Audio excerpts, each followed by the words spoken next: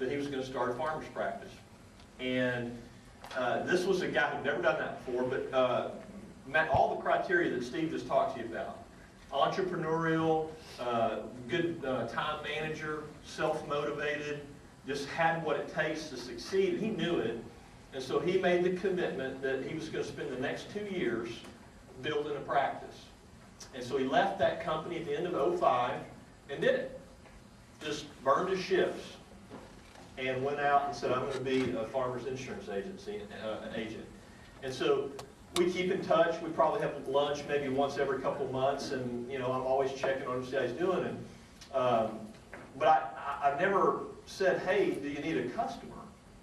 And I thought it was odd that the guy never asked me to, be his customer. After the first 6 or 7 months, I started thinking, all he has to do is ask me and I do it. Even if what I pay with him is the same as I'm paying now, I don't know the guy that I'm buying it from now. I really don't. In fact, that agency had been sold 2 or 3 times. Since I knew the guy that I originally got it from, but he sold his, and then that one got sold to another.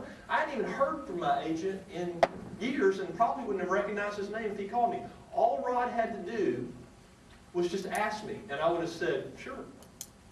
And for the first year of his practice, even though we would talk, exchange emails, go to lunch periodically, he never asked me to be his customer. And it got to the point where it just bothered me. You know what I mean? It's just like, I can't understand this. This guy, he's got 2 kids, very bright kids. Both of them want to go to medical school. He's got a lot of future expenses ahead of him. And this is a guy who's really motivated and sharp. I'm like, I don't understand. And then I started thinking, well, maybe it's me. Maybe they don't want me as a customer. I'm like, why didn't you ask me? And so, anyway, I just determined I'm not going to say a word to him, but I'm just curious to see how this whole thing plays out. And sure enough, right before the end of this year, he gives me a call and he said, Chris, man, I'd really like to take you to lunch and talk to you about your insurance. Would you do that for me? And I said, when and where? And so we went and sat down, and he looked at what I had, and my needs had changed a lot since the time that I'd taken out that policy. He really actually helped me reevaluate where I needed to be. And he got my homeowners, he got my auto, and he got an umbrella liability policy. He got a nice book of business for me out of that meeting. But when we were done, I had to, over the holidays, I had to come meet him to sign some paperwork. And so this is all done now, and after we're sitting there, I said, Ron, I got to ask you a question, man. Why did it take you a year to ask me to be your customer? And by the way, I've already given him 3 referrals that have also signed business with him. Jim Timmer, our CFO, is one of them. Okay? And I said, why did it take you so long? You've been working this for a year. And he said, and I thought this was profound, and I wanted to share it with you today. He said, it took me a year to figure out what I get paid to do. And I said, what do you mean? And he said, well, I got my license, right? And I got my practice, and I rented my office, and I got going in this thing, but I started realizing, what am I doing? Okay, I'm looking for office space. I'm shopping for a computer. I'm looking at office furniture. I'm doing all this stuff that you have to do to be in business. But I let all those little details keep me from actually going out and talking to people about what I'm selling. And then I'd get up in the morning, man, I'd check my email every morning. I'd make some phone calls. I was doing all this busy work, trying to learn all I could about insurance. What's the best thing for this kind of person or this kind of person? And he said, man, after about 3 or 4 months, I just thought, this isn't going to work. I'm not making any money. And he said I had to sit down and look at what am I spending my time doing, and I realized not one single activity that I was doing on a daily basis paid me anything. And so I would submit to you that if you look at your Ambit business, what you're going to see is that a lot of the activities that you're doing right now are not paying you. But I want to talk a little bit about Coca-Cola, because a lot of people don't understand this, or maybe haven't thought about it. Coca-Cola has the company Coca-Cola, and they have distributorships that they've sold. People that distribute Coca-Cola all over the United States, all over the world. And there's a fundamental difference between Coca-Cola Company and Coca-Cola distributors. See, Coca-Cola does research and development into the beverage industry. They're in the soft drink business. Their distributors are in the distribution business. And there's a big difference between the two. And so if you look at it, the person who owns a Coca-Cola vending machine is not interested in whether or not they can develop a new Coke that tastes better than the old Coke, or one that has less calories, or any of that stuff. That's what Coca-Cola, the company, does. They're constantly investing their time, energy, and resources into figuring out how to come up with new soft drinks that we can get addicted to that they can sell to us. Okay?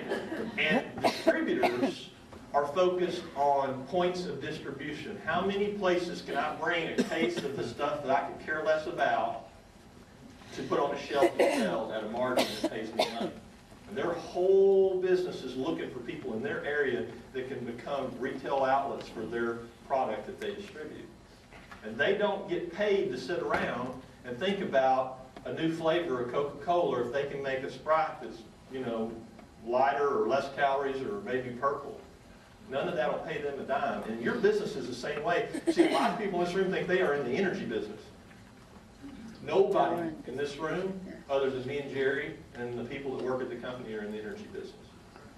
Not one of you, because none of you help us forecast power. Right. None of you help us buy it. None of you help us bill it or collect it. Nobody takes calls from Reliant or ERCOT or any of the other constituencies that we deal with. That's what we do. We're in the energy business. We started this to be an energy company, okay? But we provided you with a distributorship opportunity to distribute that product to as many people as you can. You are in the distribution business, okay? And so this year you're going to have to concentrate what you do on the thing that pays you. And people go to BPs all the time. They check their email, they check their voicemail, they call their customers, they attend training. How many of you got paid to come here today? Cost you $15, didn't it? Yeah. Okay. What else could you be doing today if you weren't here? It cost you your time. Okay. It actually, I hope the information you get here today makes you more productive, but it's taking you away from your business today. You don't get paid to attend the business presentation. It's helpful. Does it help you learn the business presentation? Does it get you motivated? Yeah, it does all those things. And they have a value, but they don't pay you anything. You only get paid in this business to do two things. And you got to think about it this way. You're protecting your income, what you're working for, that thing that's going to help you accomplish your why, by getting good, quality customers. And you're growing your income by enrolling new consultants. You don't get paid to do anything else in this business. And I want to talk about protecting your income for a minute. Because I hear this a lot, and I think it's just better to talk about it than to ignore it. If I've had one call this year, or last year, I've had 1,000 talking about customer deposits and this and that, and I said, listen, here's the deal. We just talked about it the first part of the day, what you're working for. And I hope what you're working for is a big why. Okay? Mine's big. I'm ambitious. And being involved in this company in the last couple of years has expanded what I think is possible. And so it's important to me. And I hope yours is important to you.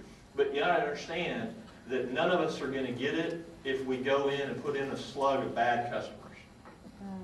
Okay? Because ultimately what you're trying to do is work long enough in this business that you create a solid enough residual income that you can quit.